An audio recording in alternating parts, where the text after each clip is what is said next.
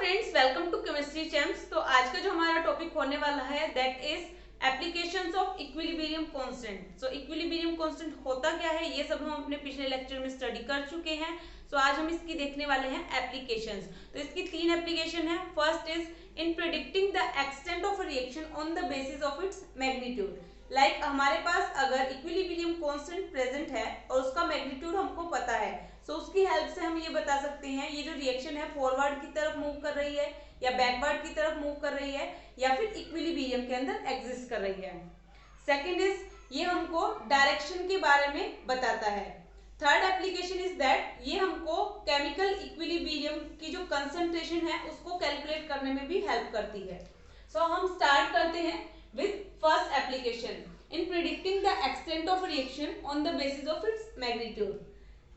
हमारे पास numerical value present है equilibrium constant की, equilibrium constant. So equilibrium constant को हम डिनोट करते हैं केसी से। अगर यहाँ पे हम केसी की जो वैल्यू है अगर ग्रेटर देन हो 10 to power 3, greater than 10 to power 3, तो यहाँ पे जो हमारे पास प्रोडक्ट होंगे वो प्रीडोमिनेट होंगे, प्रोडक्ट जो होंगे वो प्रीडोमिनेट होंगे। मतलब यहाँ पे जो हमारे पास प्रोडक्ट होंगे उसकी क्वांटिटी हमारे पास ज्यादा होगी। अगर हम इसी तरीके से बात करें, अगर यहाँ पे इक्विलिब्रियम कांस्टेंट की जो वैल्यू है अगर यहाँ पे लेसर देन है 10 टू पावर -3, तो यहाँ पे हमारे पास रिएक्टेंट जो होंगे वो प्रीडोमिनेट होंगे, रिएक्टेंट जो होंगे प्रीडोमिनेंट।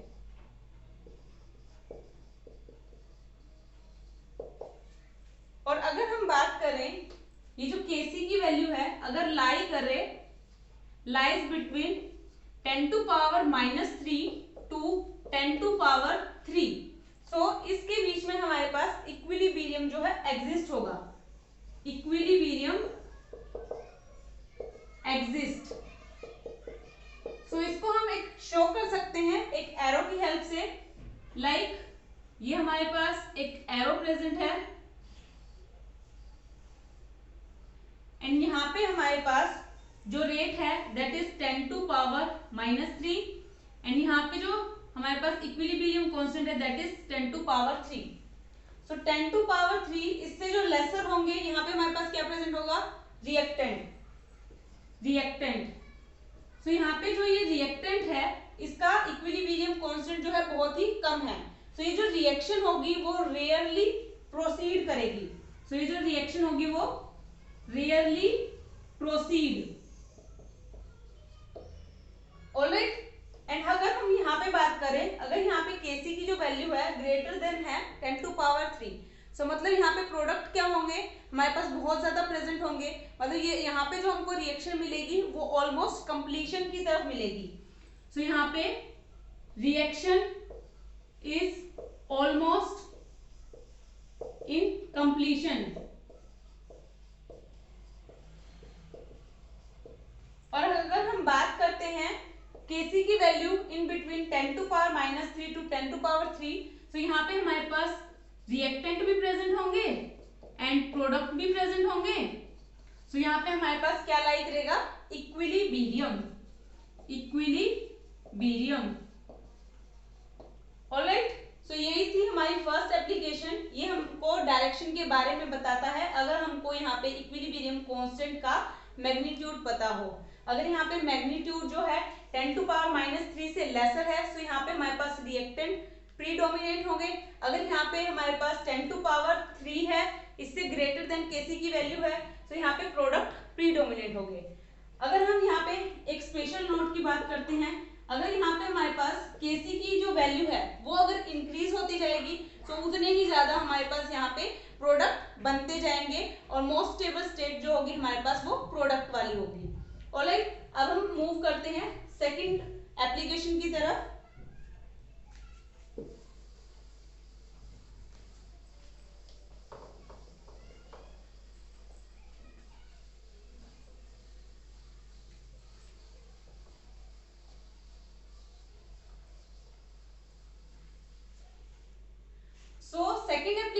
क्या है, ये हमको डायरेक्शन के बारे में बताता है।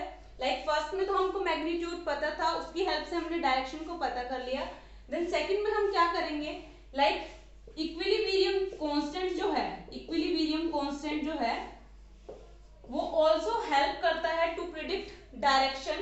लाइक हम यहाँ पे एक न्यू टर्म इंट्रोड्यूस करेंगे, that is reaction quotient,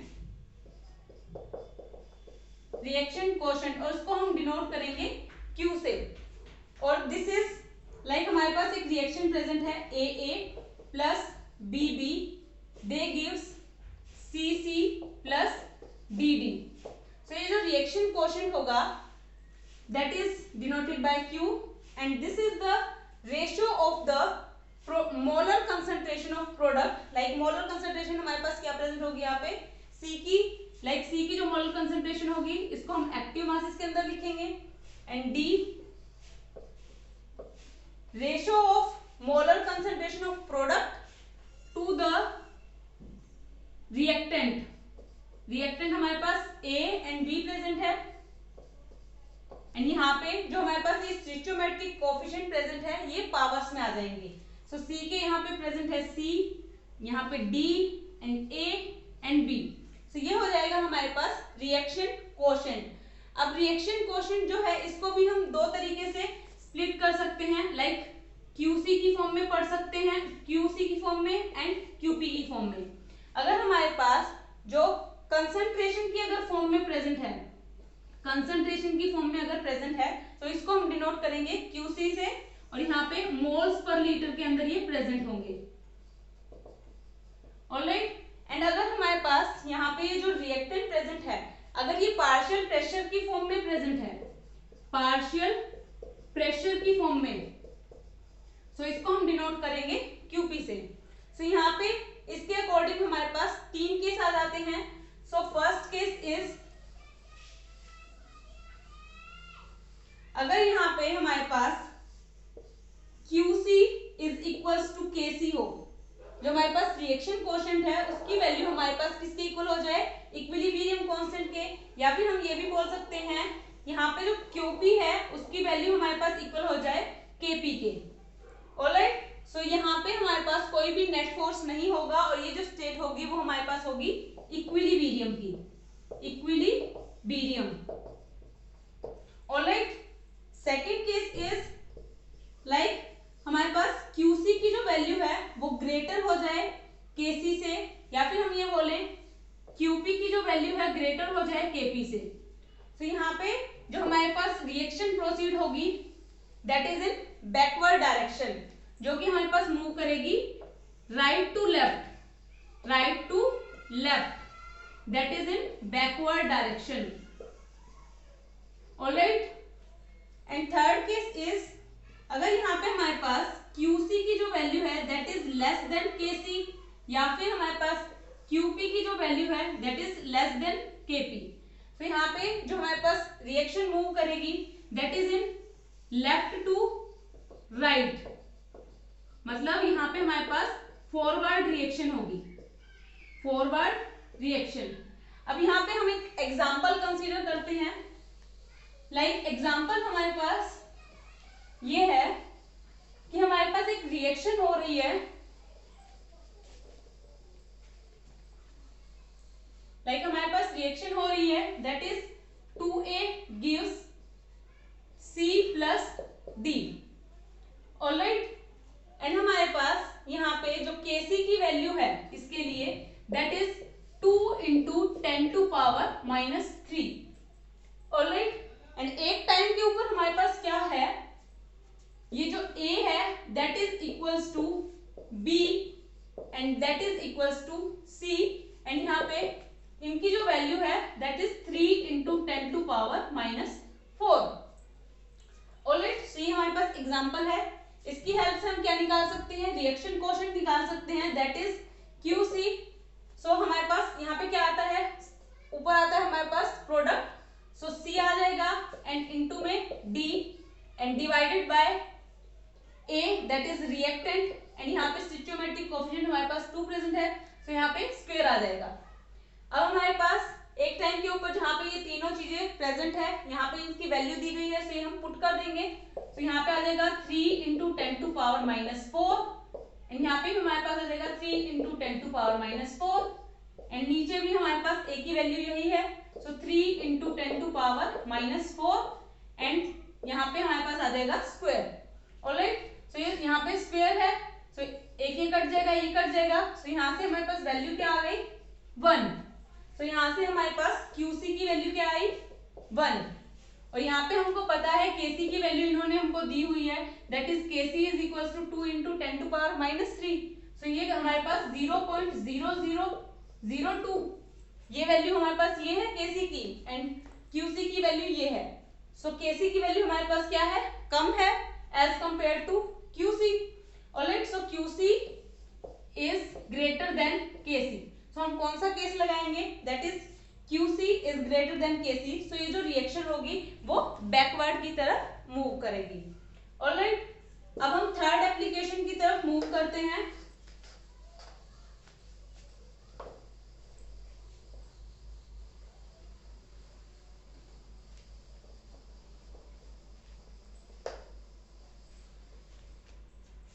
So third application is that in calculating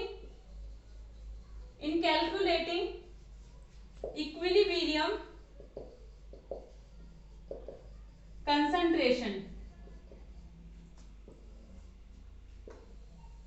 So हमारे पास जो इक्विलिब्रियम कांस्टेंट होता है दैट इज Kc, ये ऑल्सो हेल्प करता है टू प्रिडिक्ट इक्विलिब्रियम कंसंट्रेशन। सो इसके लिए कुछ हमने एल्गोरिथम लगाए हैं, उसको हम फॉलो करेंगे। सो स्टार्टिंग में हम क्या करेंगे, so first step is that जो हमारे पास कोई भी एक रिएक्शन दी गई है उसको बैलेंस केमिकल रिएक्शन के अंदर उसको फाइंड आउट करना। So note down the balanced chemical reaction. सबसे पहले हमको जो केमिकल रिएक्शन दी गई है, कोई भी एग्जांपल हमको दिया गया है, सो उस बैलेंस केमिकल इक्वेशन को हमको राइट डाउन करना है। एंड सेकंड स्टेप में हमको क्या करना है, सेकंड स्टेप में ये जो हमको रिएक्शन दी गई है इसके साथ लाइक हमको और भी लिस्ट दी गई होगी, लाइक हमको इनिशियल कंसंट्रेशन दी गई होगी या फिर हमको Kc की वैल्यू दी गई होगी या फिर और भी जो अदर चीजें हैं वो हमको दी गई होंगी किसी भी एक एग्जांपल के अंदर। सो उसकी हमको एक लिस्ट बना रही है। सो हमको क्या करना है, मेक अ लिस्ट ऑफ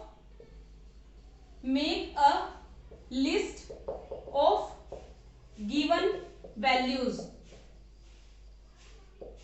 सो हमने जब ये लिस्ट बनाई एंड देन हम क्या करेंगे, ये जो हमने बैलेंस केमिकल इक्वेशन लिखी है इसके अंदर हम ये मानेंगे कि हमारे पास कोई भी एक प्रोडक्ट है या फिर कोई भी एक रिएक्टेंट है, कोई भी एक सब्सटेंस है, वो जा रहा है केमिकल इक्विलिब्रियम के अंदर से। सो केमिकल इक्विलिब्रियम के अंदर से जब ये पास हो रहा है तो उसको हम मान लेंगे कि वो X है। एंड देन अदर जो हमारे पास और रिएक्टेंट प्रेजेंट है या और सब्सटेंस प्रेजेंट है उसको भी हम X की फॉर्म में डिनोट करेंगे। और इसको हम एक एग्जांपल की हेल्प से भी समझेंगे तो आपको और ज्यादा क्लियरली पता चल जाएगा। ऑलराइट, सो हम यहाँ पे एक एग्जांपल भी राइट डाउन कर लेते हैं ताकि आपको साथ के साथ समझ में आता रहे। So this is the example I will write here. So this is 3 mole of PCl5 kept in closed vessel was allowed to attain equilibrium at 380 Kelvin and calculate the composition of mixture at equilibrium and there यहाँ पे Kc की value हमको दी गई है that is 1.8। Alright, so third जो application है इसको हम स्टडी करेंगे और इसके ऊपर भी हम अप्लाई करते रहेंगे। सो फर्स्ट स्टेप में हमने क्या बोला था, जो हमारे पास बैलेंस केमिकल इक्वेशन है उसको राइट डाउन करना है। सो यहाँ पे हम फर्स्ट स्टेप लगाते हैं। सो हमारे पास क्या प्रेजेंट है, PCl5। सो PCl5 किसके अंदर स्प्लिट होता है, हमारे पास PCl3 एंड Cl2 के अंदर। ऑलराइट, सो हमने फर्स्ट स्टेप यहाँ पे राइट कर लिया है। सेकंड स्टेप हमारे पास क्या है, हमको एक लिस्ट बनानी है जो भी चीजें हमको दी गई है। सो हमको यहाँ पे क्या क्या दिया गया है, हमको दिया गया है जो PCl है वो हमारे पास 3 मोल प्रेजेंट है। तो यहाँ पे हम इनिशियल कंसंट्रेशन लिख लेते हैं। इनिशियल कंसंट्रेशन हमारे पास क्या प्रेजेंट है, 3 एंड यहाँ पे PCl3 की कोई भी कंसंट्रेशन प्रेजेंट नहीं है, सो 0 एंड 0। ऑलराइट, अब हमको यहाँ पे क्या मानना था, यहाँ पे जब हमारे पास इक्विलिब्रियम इक्विलिब्रियम एग्जिस्ट कर रहा होगा, तो हमारे पास कोई भी एक सब्सटेंस जो इक्विलिब्रियम के अंदर जा रहा होगा उसको हम मान लेंगे कि वो x हो रहा है। ऑलराइट, तो यहाँ पे हमारे पास PCl5 क्या हो रहा है, डिसोसिएट हो रहा है। So x mole of PCl5 is dissociated. So ये क्या हो रहा है, डिसोसिएट हो रहा है। सो यहां से हम क्या करेंगे, 3 माइनस एक्स हो जाएगा, बिकॉज एक्स मोल यहाँ से क्या हो रहा है, डिसोसिएट हो रहे हैं। और PCl3 में क्या आ जाएगा, यहाँ पे x आ जाएगा और यहाँ पे भी x आ जाएगा। अब थर्ड स्टेप के अंदर हम क्या करेंगे, अब हमारे पास जो Kc की जो वैल्यू होती है, लाइक इक्विलिब्रियम कांस्टेंट जो हम निकालते हैं उसके अंदर ये वैल्यूज पुट कर देंगे। लाइक Kc हम किस तरीके से निकालते थे, यहाँ पे हमारे पास जो भी प्रोडक्ट होते थे उनकी कंसंट्रेशन, लाइक A, यहाँ पे हमारे पास C, D and D, A, B and B। सो इस तरीके से हमारे पास प्रेजेंट होती थी Kc की वैल्यू। सो इस तरीके से हम इसके अंदर Kc की वैल्यू पुट कर देंगे।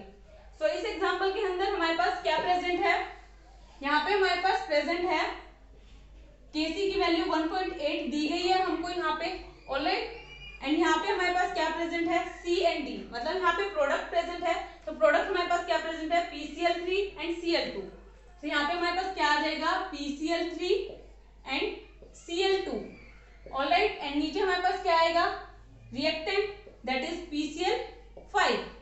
ऑलराइट, सो अब हम क्या करेंगे, ये जो वैल्यूज हमारे पास प्रेजेंट है, अब हम फोर्थ स्टेप के अंदर क्या करेंगे, फोर्थ स्टेप के अंदर हम ये करेंगे, ये जो हमारे पास x के अंदर जितने भी हमने टर्म इंट्रोड्यूस की थी वो यहाँ पे पुट कर देंगे।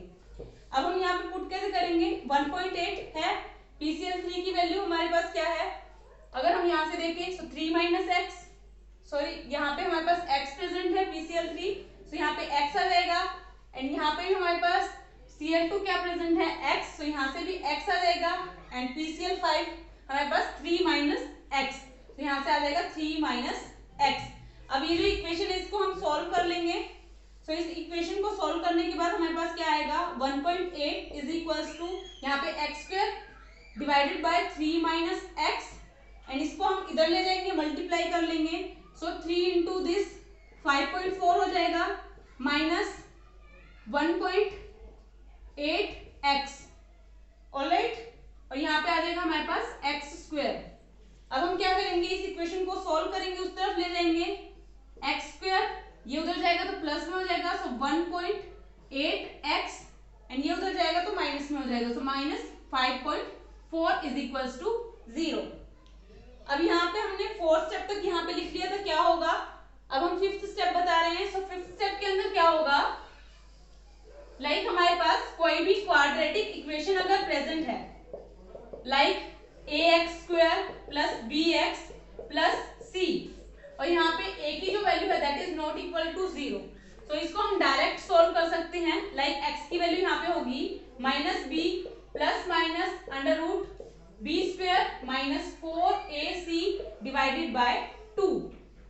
ऑलराइट, सो इस फॉर्मूले के अंदर अब हम क्या करेंगे, यहाँ पे जो आगे हमारे पास प्रेजेंट है कोफिशिएंट, लाइक a की वैल्यू यहाँ पे 1 है, b की वैल्यू हमारे पास 1.8 है, एंड c की वैल्यू हमारे पास माइनस 5.4 है। सो इस फॉर्मूले के अंदर हम पुट कर देंगे। ऑलराइट, सो अब हम यहाँ पे पुट कर रहे हैं वैल्यू। सो यहाँ पे क्या हो जाएगा, x is equals to minus b की वैल्यू है that is 1.8 plus minus under root b square, so 1.8 का whole square minus 4, and a की वैल्यू जो है दैट इज 1, एंड c की वैल्यू जो है दैट इज माइनस 5.4, यहाँ पे minus 5.4। Alright, and divided by 2a होता है यहाँ पे 2a, एंड a की वैल्यू हमारे पास 1 है, सो 2 इंटू 1 आ जाएगा। अब हम यहाँ से क्या करेंगे, x की वैल्यू, इसको जब पूरा सोल्व करेंगे सो x की जो वैल्यू आएगी दैट इज 1.59। ऑलराइट, अब हम क्या करेंगे, ये जो x की वैल्यू आई है यहाँ पे पुट करेंगे और यहाँ पे कंपोजिशंस की जो वैल्यू है वो फाइंड आउट कर लेंगे इजीली। सो अगर हम PCl5 की बात करें, PCl5 हमारे पास क्या प्रेजेंट है, that is 3 minus X, 3 minus X. So अगर हम 3 माइनस 1